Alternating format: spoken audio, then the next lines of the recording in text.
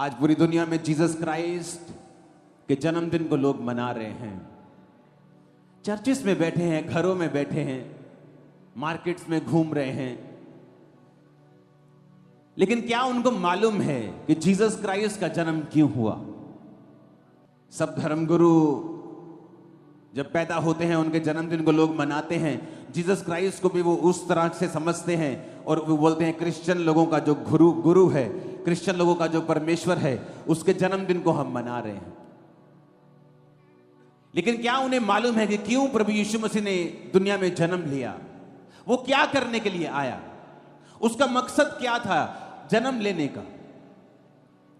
और ये मकसद क्या था आज आपको मैं समझाऊंगा। और मेरा ये विश्वास है कि ये मैसेज जब आज शुरू होगा, ये इस इंडिया के कोने कोने और दुनिया के कोने कोने में 2025 में जाएगा और हजारों लाखों और करोड़ों लोग परमेश्वर को ग्रहण करेंगे। यशाया 9 उसकी 1 से 7 आयत में लिखा है, तो भी संकट भरा अंधकार जाता रहेगा। पहले तो उसने जबलून और नप्ताली के देशों का अपमान किया, परंतु अंतिम दिनों में ताल की ओर से यरदन के पार की अन्य जाति के गलील को वो महिमा देगा। जो लोग अंधियारे में चल रहे थे उन्होंने बड़ा उजियाला देखा। जो लोग घोर अंधकार से भरे हुए मृत्यु के देश में रहते थे उन पर ज्योति चमकी। तूने जाति को बढ़ाया, तूने उनको बहुत आनंद दिया। जीसस क्राइस्ट ने कहा, तो भी संकट भरा अंधकार जाता रहेगा। यह किसी देश की बात नहीं कर रहा। हां, इस वचन में वो एक देश की बात कर रहा है, क्योंकि वचन कहता है परमेश्वर का जब सुसमाचार शुरू हुआ तो जबलून और नप्ताली के देश से हुआ। वचन कहता है उस देश का बहुत अपमान हुआ था, उस देश का बहुत निरादर हुआ था, क्योंकि जब आप परमेश्वर से दूर चले जाते हैं आपका निरादर होता है। लोग बोलते हैं मेरा पति मेरा निरादर करता है बहुत, मेरा पति मेरी इज्जत नहीं करता, मेरी पत्नी मेरे बच्चे मेरी इज्जत नहीं करते, वो मेरा निरादर करते हैं। मेरा समाज मुझे इज्जत नहीं देता, वो मेरा निरादर करता है। आज समाज में निरादर होता है, तू छोटी जाति का है, तू बड़ी जाति का है। लेकिन जब कोई चर्च में आता है, वचन को सुनता है, परमेश्वर को ग्रहण करता है, आज हम सब जातियां एक तरह से एक ही छत के नीचे बिना भेदभाव के बैठी हैं। आपका आदर परमेश्वर कर रहा है। परमेश्वर ने कहा, तो भी संकट भरा अंधकार जाता रहेगा। पहले तो उसने जबनूल और नप्ताली के देशों का अपमान किया, परंतु अंतिम दिनों में वो अन्य जाति को गलील को महिमा देगा। परमेश्वर ने वचन में लिखा है, जब जीसस क्राइस्ट ने प्रचार करना शुरू किया तो जबलून और नप्ताली के देश से, गलील की झील से उसने प्रचार करना शुरू किया। जिन लोगों को अपमान मिला था, जिन लोगों को निरादर मिला था, परमेश्वर ने वहां पर जाकर बताया कि अब मैं जन्म ले चुका हूं और तुम्हारा निरादर अब मैं खत्म कर दूंगा। आज जितने लोग यीशु मसीह को अपना उद्धारकर्ता ग्रहण करते हैं, वो यीशु मसीह में धर्म नहीं बदल रहे। पूरी बाइबल में ईसाई धर्म नाम का एक भी शब्द तक नहीं है। तो आप कैसे कह सकते हो क्रिश्चियन धर्म? आप कैसे कह सकते हो जड़ा ईसाई धर्म है? क्योंकि आपको नॉलेज नहीं है, आप अनपढ़ हो इस मामले में। जीसस ने कहा, तुम जो बेइज्जती से भरे हुए थे, अब मैं तुमको महिमा दूंगा। आज जितने लोग यीशु मसीह को ग्रहण करते हैं, परमेश्वर आपकी इज्जत को बढ़ाने के लिए जा रहा है।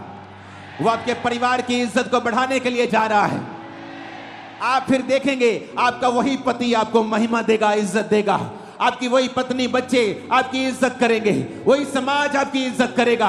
वो रिश्तेदार जो ठोकर मारते थे वो इज्जत करेंगे। क्यों? क्योंकि जीसस क्राइस्ट जब आपके अंदर आ जाएंगे, लाइफ सेम नहीं रहेगी यीशु मसीह के नाम में। उसने कहा वो महिमा देगा, अन्य जाति के गलील को वो महिमा देगा। लोग बोलते जीसस क्राइस्ट धर्म को, एक क्रिश्चियन धर्म के संस्थापक हैं जीसस क्राइस्ट। बाइबल कहती है वो महिमा देने के लिए आया।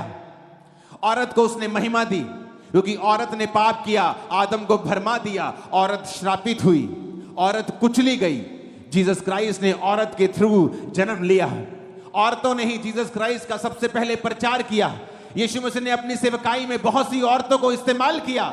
वो किस तरह से पैसों के साथ परमेश्वर के साथ रहती थी और खुदाबंद के सारे खर्चों को उठाती थी। जिस औरत को शैतान ने नीचा किया, उसी औरत को परमेश्वर ने ऊंचा किया। इसलिए वो कहता है, मैं तेरी इज्जत को बढ़ाने के लिए आया हूं। जब आप जीसस क्राइस्ट को अपना उद्धारकर्ता ग्रहण करते हैं, इसलिए मैं कहता हूं, अगर आप धर्म का चश्मा लगाकर यहां पर आए हैं तो आप यीशु मसीह के वचनों को ग्रहण नहीं कर पाएंगे। अगर आप अपने पास्ट को साथ लेके आए हैं कि मैं तो उस धर्म का हूं, मैंने ये नाम लिया हुआ है, फिर आप यीशु मसीह के वचन को आप इस ग्रहण नहीं कर पाएंगे। जो फायदा आपका होना चाहिए वो नहीं हो पाएगा, क्योंकि आप इस दुनिया के संसार की चलाए चल रहे हैं। वचन कहता है, जो लोग अंधियारे में चल रहे थे उन्होंने बड़ा उजाला देखा। जो घोर अंधकार से भरे हुए मृत्यु के देश में रहते थे, उन पर ज्योति चमकी। आज लोग मृत्यु के साए में रहते हैं।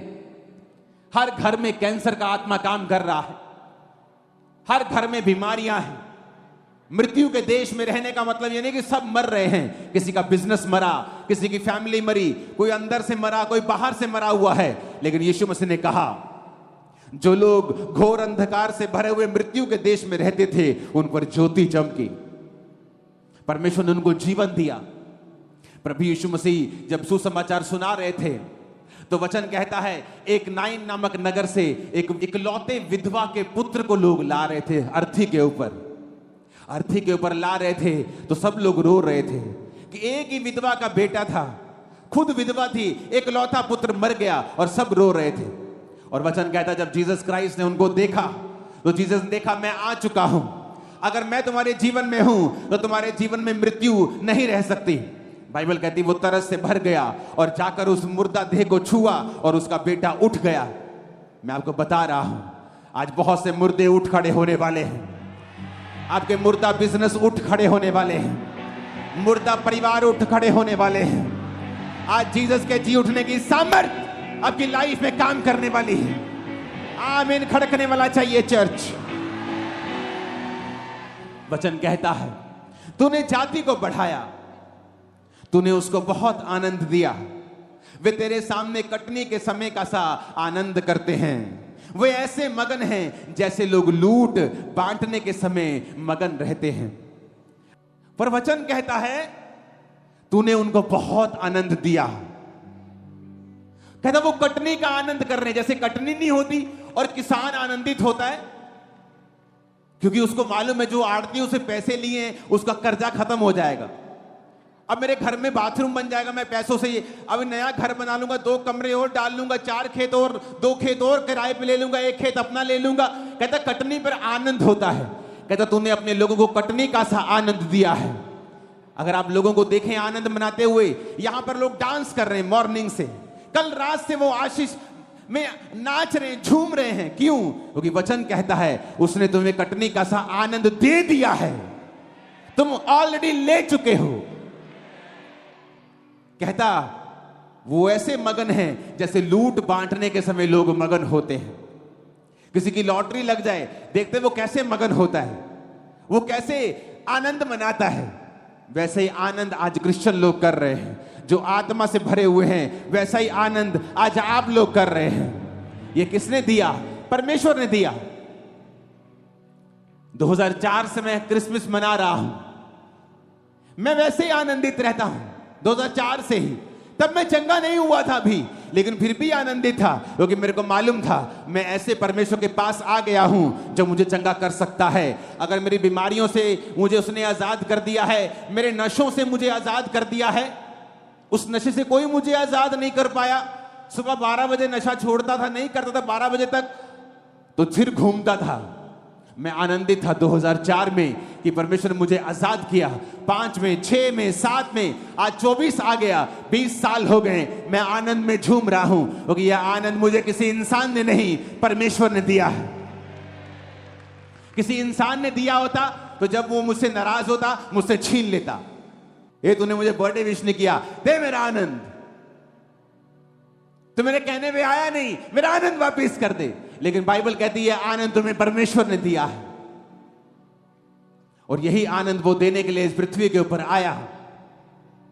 मैं आपको बता सकता हूं, आज लोग फेक लाइफ जीते हैं, खरबों रुपया होने के बावजूद भी वो खुश नहीं है, आनंदित नहीं है। लेकिन आज देखो आप आनंदित हो, मैं आनंदित हूं अपनी जिंदगी से। अब आप आनंदित हैं क्योंकि ये आनंद हमें परमेश्वर ने दिया है। उसने कहा तूने जाति को बढ़ाया, तूने उनको बहुत आनंद दिया है। 4 आयत में लिखा क्योंकि तूने उनकी गर्दन पर के भारी जुए, उनके पहंगे के बांस और उन पर अंधेर करने वालों की लाठी और उन सबों को ऐसा तोड़ दिया है जैसे मिधानियों के दिन में किया था। क्योंकि युद्ध में लड़ने वाले सिपाहियों के जूते और लहू में लथड़े हुए कपड़े सब आग का कोर हो जाएंगे। 6 आयत में लिखा क्योंकि हमारे लिए एक बालक उत्पन्न हुआ। खींच के हालेलुया बोलो जरा।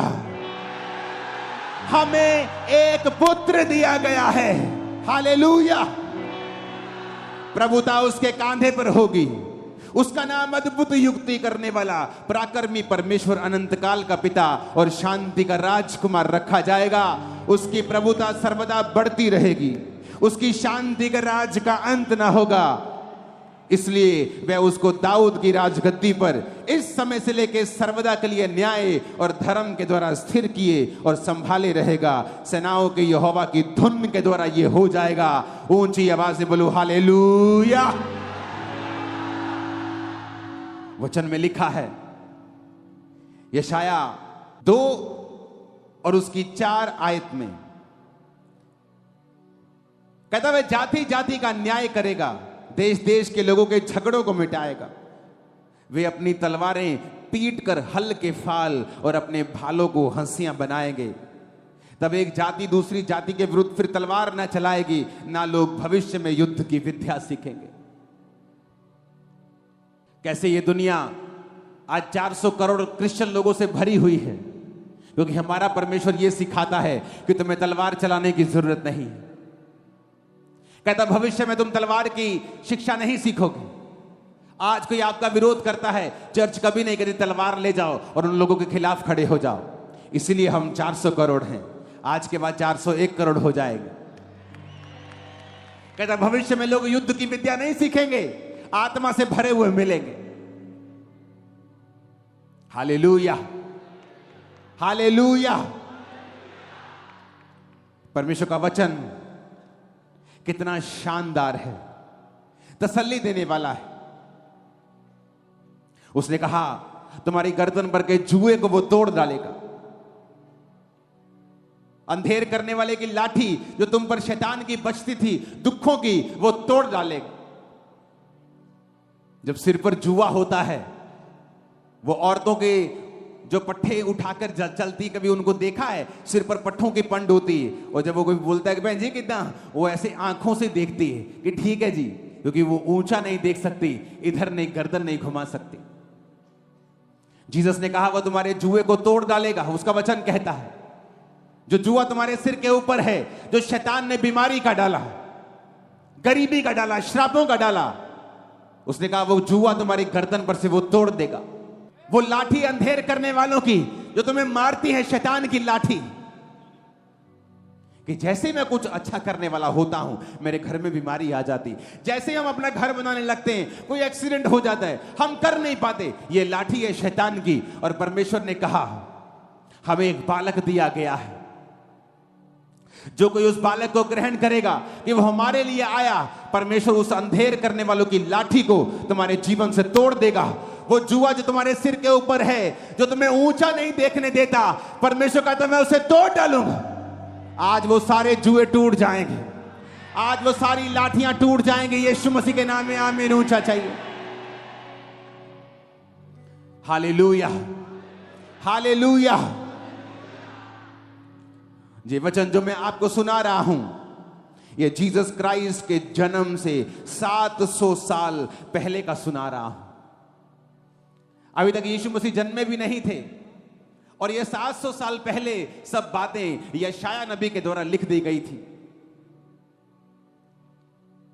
कि ऐसा ऐसा होगा, एक कुमारी गर्भवती होगी। यशाया 11 उसकी 1 से 10 आयत में लिखा है, यीशे के ठूंठ में से एक डाली फूट निकलेगी, उसकी जड़ में से शाखा निकलकर फलवंत होगी। यहोवा का आत्मा बुद्धि समझ का आत्मा, युक्ति पराक्रम का आत्मा, ज्ञान और यहोवा के भय का आत्मा उस पर ठहरा रहेगा। किसकी बात वो कर रहा है? बोलो, जीसस क्राइस्ट की बात हो रही है। यशायाह 7 उसकी 14 आयत में लिखा है, इस कारण प्रभु आप ही तुमको एक चिन्ह देगा, सुनो, एक कुमारी गर्भवती होगी और पुत्र जनेगी और उसका नाम इमैनुअल रखेगी।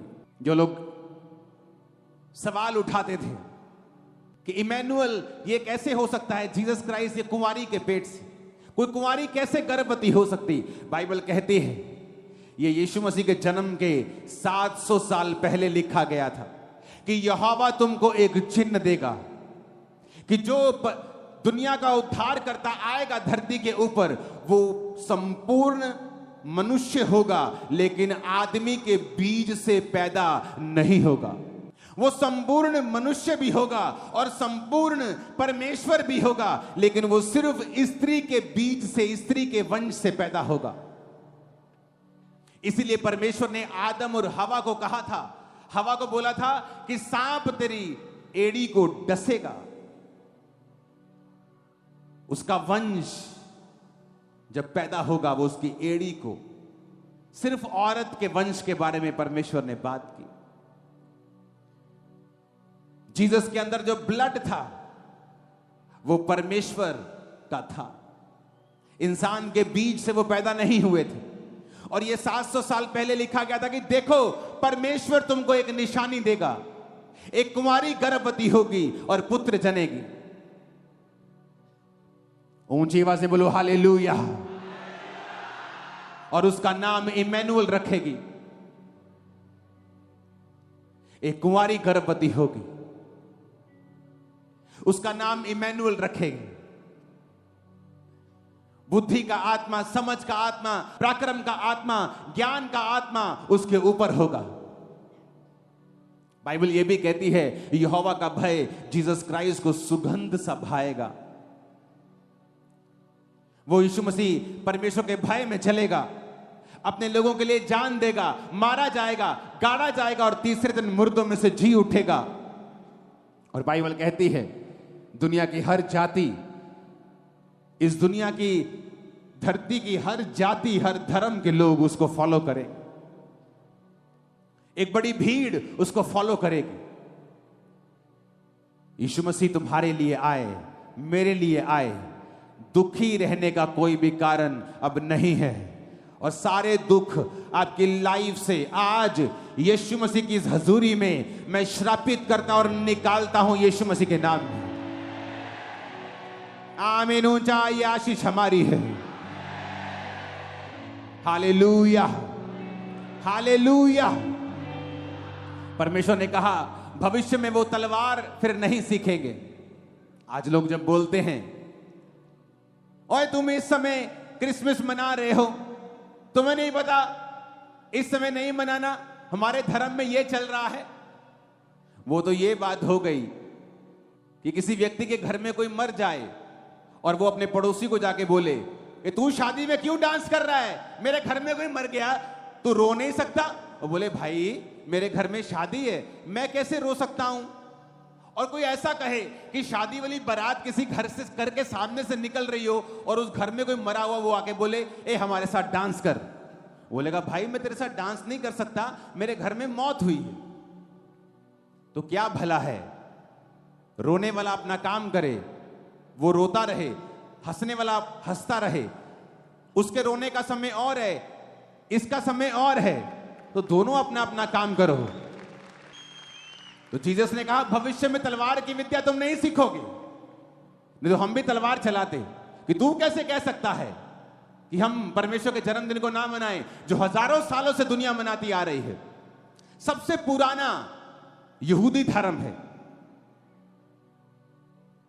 तुम कैसे रोक सकते हो हमें?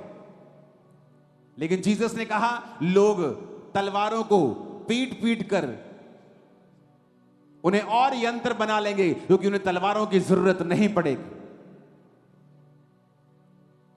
आपके घर में शादी है, आपके घर में कोई मर जाए तो आप शादी वाले बंदे को रोक नहीं सकते कि हमारे घर में कोई मर गया तुझे रोना पड़ेगा। वो बोलेगा भाई तेरे घर में मरा तू रो, मेरे घर में मेरी बेटी की शादी तो मैं तो डांस करूंगा। हाँ मुझे तेरे मरने का दुख है, लेकिन मैं अभी अपने घर में बिजी हूं। अगर वो सभ्य आदमी होगा सामने वाला तो बोलेगा ठीक है, सही बात है, तुम अपना करो मैं अपना करता हूं। लेकिन अगर मूर्ख होगा वो बोलेगा नहीं। लेकिन जीसस ने क्या कहा, भविष्य में लोग युद्ध की विद्या नहीं सीखेंगे, वो आप लोगों को कह रहा है।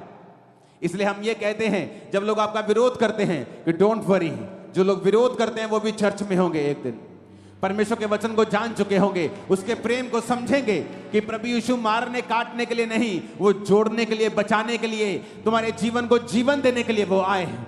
आमीन आमीन। यशायाह 11 उसकी 6 आयत को पढ़ेंगे।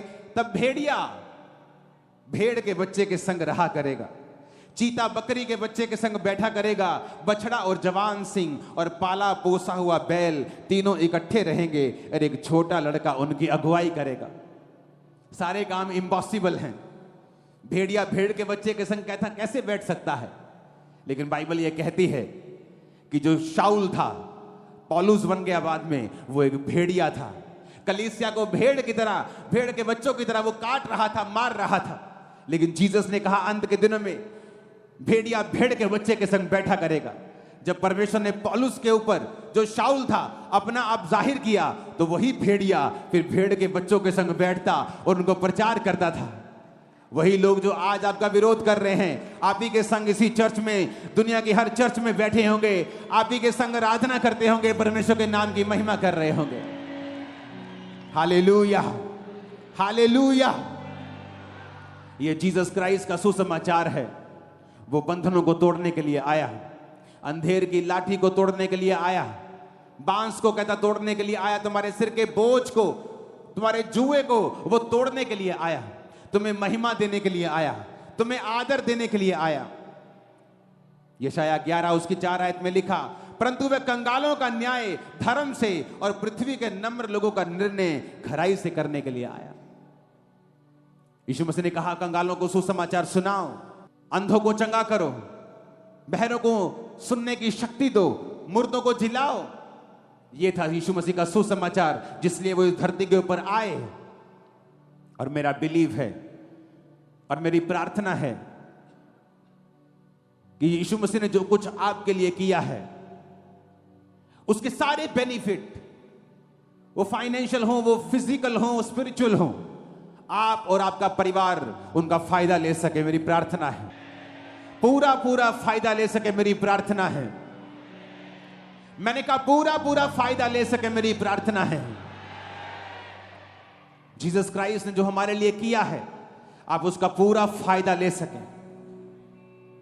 जब आपको मालूम हो जाएगा कि मुझे अब निराश रहने की जरूरत नहीं, मेरे जुए को उसने तोड़ दिया है, मुझे क्या करना है? सिर्फ जीसस क्राइस्ट के ऊपर बिलीव करना है, यीशु मसीह के ऊपर विश्वास करना है, उसे अपना उद्धारकर्ता ग्रहण करना है, बपतिस्मा लेना है।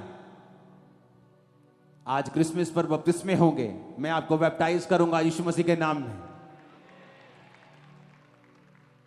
और आप समझ जाएंगे इस वचन को, जो वचन बाइबल में लिखा है कि जो विश्वास करेगा और बपतिस्मा लेगा उसका उद्धार होगा।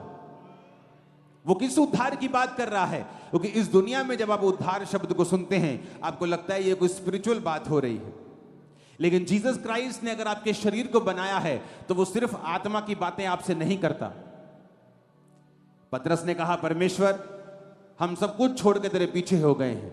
जीसस ने कहा ऐसा एक भी नहीं है जिसने खेतों को, पैसों को, फैमिली को, बाल बच्चों को मेरे लिए छोड़ दिया हो और इस समय 100 गुना ना पाए और परलोक में अनंत जीवन। कि जो कुछ तुमने छोड़ा है तुम 100 गुना पाओगे और तुम साथ में परलोक में अनंत जीवन भी पाओगे। तो जीसस ने सिर्फ आत्मा की बात नहीं की। जब परमेश्वर ने अब्राहम को कहा कि तू अब्राहम की आशीष तेरे को मिलेगी, तो अब्राहम की आशीषें सिर्फ आत्मिक नहीं थी, शारीरिक भी थी और आत्मिक भी थी।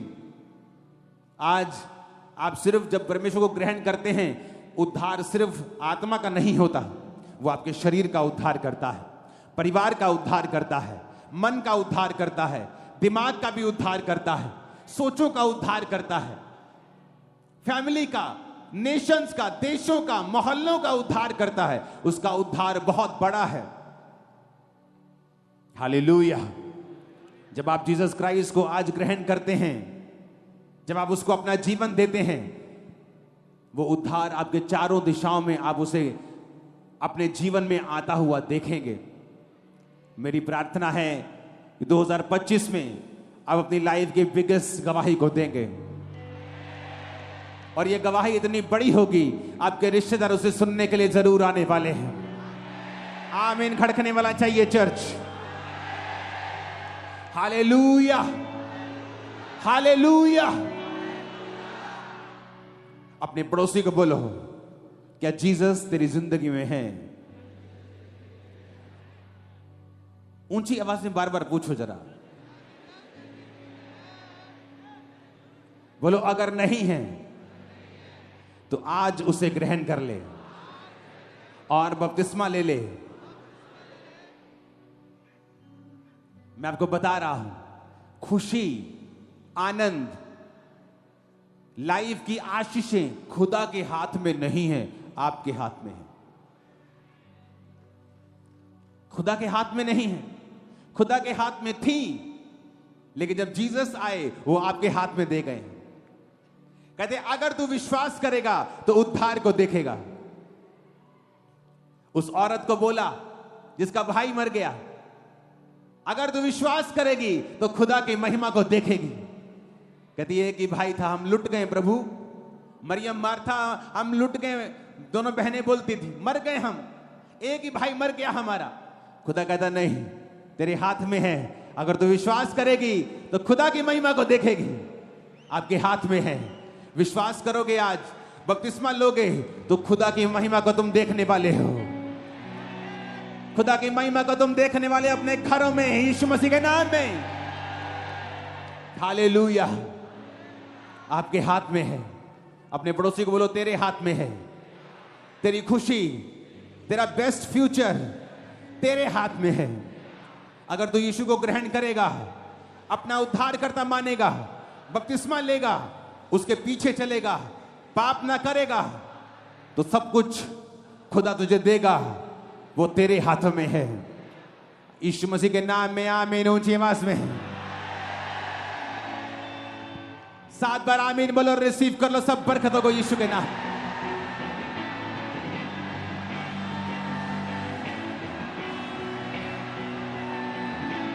Hallelujah, hallelujah.